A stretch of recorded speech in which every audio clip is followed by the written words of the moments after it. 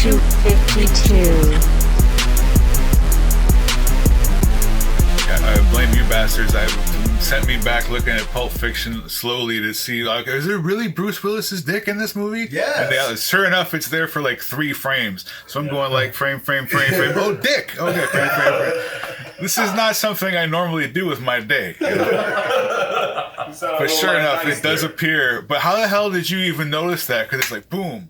But y'all like, oh yeah, it's totally there. I'm like, okay, so you're the more dick focused than I am. I'll tell you. Now, you saw it more times on a larger screen. It was on a 20-foot screen when I saw it. I'll tell you where I discovered that 3 frames of nudity. Highlander. Remember when they were in the past? And he had his wife was the big-breasted girl. Mm-hmm. She has a couple of slips. And only a dedicated pervert with a pause button would see it. Nice. So there's another one like that. Originally in his village. Yes. Yeah. And then the night he became. No. This was after that. After he ran away from his village, and he set up his home in that broken tower where Sean Connery gets killed. Yeah. That's her. When the Kraken came and killed Sean Connery. She was super hot, and she wasn't he supposed to be Spaniard in that? Well, he was. No, I'm a Spaniard. Spaniard. But he's from he keeps calling the different place he's from because he says he called him Spaniard, and he says he's not Spanish. He said, "You lied to me. You said you were an Egyptian." Like, that's one of the lines. It had weird spots in that movie that just didn't make sense. Yeah. They had to work with what they had. A lot of that series doesn't make sense. Highlander. Like deer, do you feel it? And then he starts running down the beach. I feel it. I'm like, Ricky Bobby, I saw Highlander. It was shit. Oh, I liked Highlander. I love the movie. Highlander won an Academy Award for Best Movie ever. Ricky Bobby. Ricky Bobby, I saw. I forgot. Oh, go back up. Mannequin. Yeah, Mannequin. It was with weird. With Kim Cattrall. Kim Cattrall. Yeah. And Andrew McCarthy. Yeah. And Meshach Taylor. Yeah. Don't forget Meshach Taylor. You always had to have a gay character back then. I love that line though. He's like, I get G.I. Joe, we can double date. But he caught him with the mannequin. I saw somebody being interviewed that was they were supposed to have that role and they turned it down, and then it went to Meshach Taylor. But I can't remember who it was. But it was like, oh yeah, that would have made more sense. Arsenio Hall probably. And then it might have been Arsenio. We couldn't get Arsenio, so we got Meshach Taylor, and it's like it's the same guy. Yeah. They're brothers. Yeah. Another one of those 2-second, maybe even 2-frame nude scenes that popped up was Weird Science, where all the stuff is getting sucked out of the house. Oh, the girl sucked up The dress comes off of her. Yeah, exactly. And so she gets slowly undressed, and you're like, oh, and then she's going to fly out, but for like 1/2 second, the bra flies off before she leaves. Staying with Weird Science, though, that image of Kelly LeBrock with the half shirt on and the panties. Might as well have been. That was like, that was like. You know, she with that image, she looks better there with that outfit than she really does without it. You know, if you watch the lady or the woman in red, that she's naked in there, and you're like, nah, put the thing back on, Lisa. I saw that, and you know what? What's his name? Gene Wilder. Wilder gets naked in that. I don't think we get to Which movie? The woman in red. Oh yeah. Or I jumps out remember of that the movie. Dream Warriors. Where you get to see Freddy's boobs when he's a nurse. Yes. Yeah, that's right. Do you like my body, Joey? That was Nightmare. Well, we could do a whole episode Warriors. on the horror movie ones. Every Friday the 13th movie had at least one, awesome nude scene. And most of the Freddy movies. Yeah. Not 2 though. Because that is the gayest one. 2 had a bunch of bare-ass men, Yeah. Very true. Action Jackson. Yeah. And a character saying, he's inside me. Yeah, I heard a very interesting theory about that movie. It was like homosexual propaganda. No, it was homosexual in your face. Yeah. Really. There's a guy inside of me. So the guy, the director says he didn't mean to. He's like, I see it now, but I really didn't realize what I was holding back at the time. Yeah, I've heard that they said that Grady, the guy that played his, his best friend, was the one that was gay, who was, interesting enough, from Weird Science. Weird Science, Robert Downey Jr.'s buddy from Weird Science. And then Robert Downey Jr. was doing gay stuff in Less Than Zero, so it's all a big circle of not quite Brat Packers in the mid-'80s. Yeah. Well, they were packing something. Ooh! That, ladies and gentlemen, was a Ralphie D original joke. Please forward all comments appropriately. Right here. Give them to me. Well, this show started out 80s themed with an 80s disclaimer, so we're definitely using the 80s mentality. But we were watching TV before, flipping through, I'm like, oh, Three's Company. And they made a joke like Jack was going to go get a girl pregnant, somehow. And Mr. Furley, of course, walked in at the wrong moment to hear this. And he's like, he could hurt himself. Oh. And so I had to explain to my son, I'm like, okay, well, this was a 70s show. He's pretending to be gay because otherwise they wouldn't let him live in the building with the two girls. And, he's like, what? Why? Like, I understand. It makes no sense whatsoever now. But back then, people were different. But back then, you couldn't be unless you were married. Exactly. So so that's like the difference between this, what was acceptable back then and now, because every one of those episodes has a joke about gay people that they wouldn't really appreciate today. Even in Lethal Weapon, when Trixie's house blows up and his jacket's on fire and Danny Glover's putting out the flames, he says, "Would you turn fag on me?" He took the jacket off because he's putting his hands on him. Mm-hmm. And it's jokes like that don't fly today.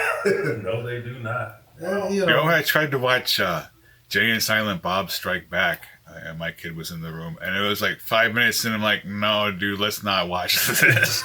Because, A, it doesn't make any sense if you haven't seen the rest of the movies, but B, it's like, nooch, smoking, sucking, getting coke, doing, okay, if you don't know what's going on here, this is just not cool. That heat in my hand. Okay. $15, little man. Put that shit in my hand. I'm gonna give you 3 guesses. And the first 2 don't count. I'm gonna say a line from the movie. You tell me what movie it is. The royal penis is clean, Your Highness. Sleep with your babies. I do. Yeah, Coming to America, man. Classic. Yes. So there is a part 2 supposedly coming out. There is a part 2. I believe it's directed by Craig Brewer, who also directed Dolomite Is My Name. Cool. Very good. He is doing it. It is the further adventures in Akeem. His son is trying to find, and I believe they're getting a lot of the original cast back together. That's great. Arsenio even dropped a new comedy special. Oh, I just saw that on the Netflix. Yeah. I didn't watch it. I just saw that it's on there. I saw the frame, and I was like, is that a comedy special? But I'd already clicked off. So that's what it is, eh? I'll have to watch that too. Yeah. He's doing stand-up. And again, I haven't seen Arsenio do stand-up in a long time. And I was watching, I can't remember if it was Fallon or Jimmy Kimmel. I think it was Kimmel. He had Eddie Murphy on there, and he said, because Eddie had invited him back to his house. And he's like, I want to thank you for that because, go to your house, and, Arsenio Hall's there, and Mike Epps is there. And he was running over all the thing. And he was like, everybody was like, man, it's cool being at Eddie's house and Eddie doing a thing. And Eddie goes, no, man, you've been at my house before. And he goes, listen, everybody there was like, this is cool. We at Eddie Murphy's house and doing a thing because, he's really getting, he's gearing up. Eddie Murphy is gearing up to take 2020 by storm. Ever since comedians in cars with coffee, I think we butchered the title of that show. Cars and coffee getting comedians. Yes, I think he's. But they've been talking about him doing stuff, and now he's doing it. In December, he's going to be SNL. SNL. SNL. He's going to host SNL for the first time in 35 years. I was we're watching that Dolomite thing. You know, you forget, whereas okay, he's acting well because they kind of forget sometimes that it is Eddie Murphy. But then when he starts getting on a roll with the curse words, like, oh yeah, that's totally Eddie Murphy. You know, like I haven't heard him do it in so long. It's nice that you know, as I was saying before, it's like comfort food for the '80s kid because you miss that. There's one scene in Dolomite Is My Name. Everybody saw it, right? Yeah, I saw it. Okay. So there's one scene where he's talking about doing the Dolomite character, and he was like, "Yo, man, everybody don't want to hear all that stuff." And he was like, "Yeah, man," because he was talking about people in prison. They ain't got nothing to do all day but sit and make these jokes. And then Titus Burris goes, well, they can fuck. And he's like, oh, come on, Tony, man. Nobody want to hear about that. And he's like, what? And I'm just saying. That's something else you can do in prison besides telling jokes. And he plays a gay character in everything I've seen him. Because Titus Burris is gay in real life and he can't act. So he can only... Exactly. So it's not because he's gay. It's because he's gay and a bad actor. Yeah, it's like, this is all I can do. It's like, I'm like Sean Connery of the gays. I'm not changing my accent. This is what I sound. This is what I do. So when I said he was the Spaniard, you're like, how would you have lost anything like your purse and your car keys? Yeah. That's my favorite. Even when he was James Bond, it was like he's not British. No shit. James Bond, though, the character is half Scottish, half Swiss. Yeah, they had to change that for Sean Connery. No, he is Scottish. No, because he's Scottish. Well, yeah, he knows The that. character James Bond, he's Scottish. No. Well, why is he always played by a Brit? I don't know. Sean Connery's the only Scottish guy I know who's played him. I'm saying. But yeah, his he father's was. Scottish, his mother's Swiss. I love their chocolate. Dead Calm. That was definitely a great thriller. There was a huge orgasm scene, if you believe that. Billy Zane and Sam Neill. I have not great seen actors. that movie. Dead Calm. It's on Nicole Kidman. What's that? And then Nicole Kidman shoots a harpoon through a dude on a boat. Yeah. Okay, yeah, she had some boobs Spoiler on there. alert. No, for another 30-year-old movie. If you haven't seen it yet, bully on you. That's one. But yeah, that's '90s, so yeah, it doesn't. It's like You was like that it? Eyes Wide Shut where we had frequent Nicole Kidman like I like this, but that was like '98 or something. So off the list it goes. Do the Right Thing had that great new scene with Rosie Perez, and I bring her up because she will be in the new Birds of Prey. That's right. Movie. Nice to see her working. What is she playing? Yeah. Somebody Who older. is she playing? Yeah. Oh God, I don't know. I'm Catwoman, stupid. Ghost Can't Do It. One of the worst movies ever. Oh God. I remember. Yeah, what was it? That had another name. That movie was called something else too. Ghost Can't Do It. Yeah, I saw that on like Showtime or something one night. Like, what in the fuck am I watching? Did you ever see one of those movies, like another one of those late night movies that it was Evil Tunes? It had like girls from 4 or 5 of the more popular late night movies, and they were fighting these like animated things that came, like animated demons that came out, and it was fucked up. But it was full of boobs and animated shit, so of course I watched it. Oh, you know what? I'm sorry. I throw this out there. But Heavy Metal. Oh, Yeah. That was an animated boob fest. Combined it all That the was way a good into movie, animated though. boobs. Yeah. And I remember I remember when because again, I must have saw it on videotape. I know I didn't go to no movie theater to see this. No, yeah, for Neither sure. did I. That was one of those ones We were that watching- circulated around. Yeah, we were watching, and I was like, I remember like, what are we watching? It played at midnight movies while we were still in high school, but most of us didn't go to midnight movies until like the end of high school at least. So Yeah. Very true. And Heavy Metal had a sequel, Heavy Metal 2000. Excellent That's right. movie. I don't know why. Was it good? I don't know why remember it got people panned. hate it. Yeah, people hate it. I thought it was great. It's based on a comic. As heavy metal is. Yeah, it's a sci-fi comic, and it's a great story. It's entertaining. I don't know why people don't like it. Is John Candy in it? No, I think Hand over fist. Hand over fist. Now I want to mention Seal Love, right? With Al Barnaby was new. That was a great thriller, but it's one of those movies where when you know the ending, you never want to watch it again. Unfortunately, Seal Love is a good watch once and then you're done. Al Pacino was in that, right? Yes. I think you get to see his ass too. Well, Al Pacino, he was also in this movie. What was it called? Cruising, Yeah. where they That were was- the underbelly of gay S&M bonding joints. Bondage. Oh, whatever. Okay, whatever. S&M bonding where they just like get together and feel nice about it. That really does matter. I'm just saying. I don't know all the minutia of the underground gay sex clubs. But I think that was a 70s movie, wasn't it? That was one of his Yeah, early Cruising was early like- flicks. No, I think it was 1980. No, No, 70s. 80. I guarantee you, Could be. 1980. I'm gonna say 70. Well, you know what? You got your little Nine. computer right here. Why don't you go ahead and look it up? All right. Cruising, Al Pacino, 1970. 80. Yeah. 80. Rabbit season. Duck season. Rabbit season. You're just Oh, you got it. impeccable. 1980. Okay, Boom. really. Well done. I thought it was 79. Yes.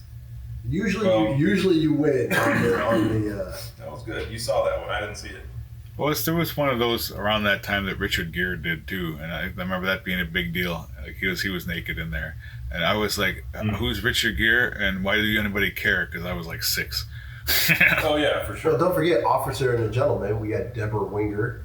Yes. Yes. Sex scene in that Very one. true. American Gigolo.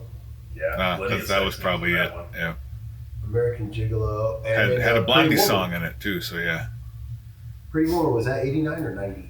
90. He also Probably.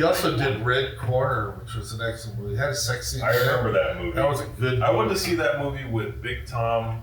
Actually, no, with Mimi and Jim. Wait, what? Yeah. That was a good movie. Came out in like 97, I think. Maybe 96. Oh, okay. That wasn't reason. It wasn't. All right, we're into the 90s on this. Oh. Dennis Hopper directed that? Wow. All this stuff we didn't even talk about. The one that actually was in the still frame that got us the hits was the two scenes actually in Fast Times. Mm. I had forgotten about the one with Jennifer Jason Leigh. Yeah, we actually talked about that. We talked about that before we Pre-show. started rolling. I love how she has. That's why I always say we need to save these conversations for the show, because we say it and then the show happens and we forgot. Well, we already talked about that. One of the things I thought was funny about Fast Times at Ridgemont High mentioning sex scenes, and she had her theme song going every time she had sex in the movie. And I can't remember how the song went. It was the same Somebody's song. Baby from Jackson Brown. What is that? Somebody's Baby. Oh yeah, she's got to be somebody's baby. Every time she has sex, they're playing that song. That was amazing. You know what's funny? I haven't watched that movie in a long time. Like since I recasted it 2 years ago. Is that how long ago it was that you did that retro recast? Yeah, I probably didn't even watch it then. Matter of fact. Because I know we have a lot of those stored retro recasts, and I think Frank No, just that picks one them. wasn't that old. No, my bad. It might have been up to a year old, but I don't think it was. But yeah, it's that was the last one that went up. So I would say that we definitely went in depth on this. Frank, you got anything else? I probably, but don't have to, because otherwise we'll have a 4-hour show. Like we left out Jamie Lee Curtis in Trading Places. We left out all the sets of boobs, and all the Eddie Murphy movies had strippers in them. All these things were just but See, those this weren't is- people that you really needed to know. But, You know, it's funny. We did talk about This is why I come. we'll into put one of the those show scrolling lists on the screen. Honorable mention too. Definite honorable mention to the movie The Fun House, 1981. Really? I remember seeing the promos for that in the newspaper in 81. And it looked scary. Honorable mention for a movie I did not mention because it was made in the 80s, it was made in the late 70s. Animal House. The Oh, ultimate yeah. scene, John Belushi on the ladder, girls changing in the window. Yeah. That may have been the first time I saw boobs on screen, as a matter of fact. That was the I first saw time that. I saw him on TV, because Channel 40 showed that uncut in like 1986. Damn. Oh, well, I saw it in 78 at the drive-in. Nice. Yeah.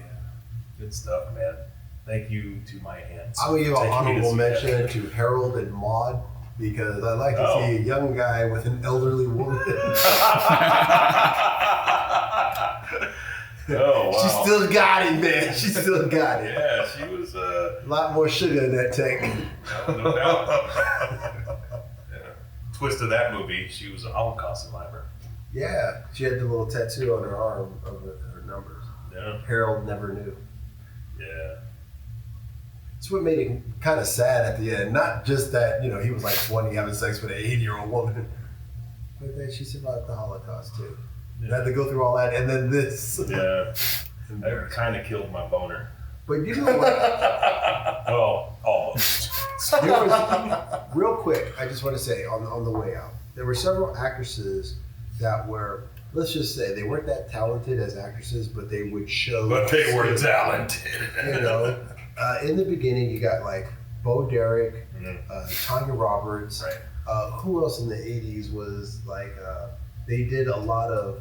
Oh, what's her name that did? Actually, she was pretty talented as an actress, but they didn't use her right. It was like Julianne Moore and Susan Sarandon. It's like they didn't really use them right Until the Melanie 90s. Griffith until the 90s came. They would just use them for, you know. Well, you know. Kelly Preston, She's hot. Leah Thompson. Yeah. Yeah. Yeah. I gotta say I though, definitely still frame some Leah Thompson. But to be fair, a lot of these movies, especially the sex scene, is just from out of nowhere and then it's on and it's off. Oh, They you know- put that in for the R rating. Leah a lot of times Thompson, these movies you had to be won't aware get the because R rating.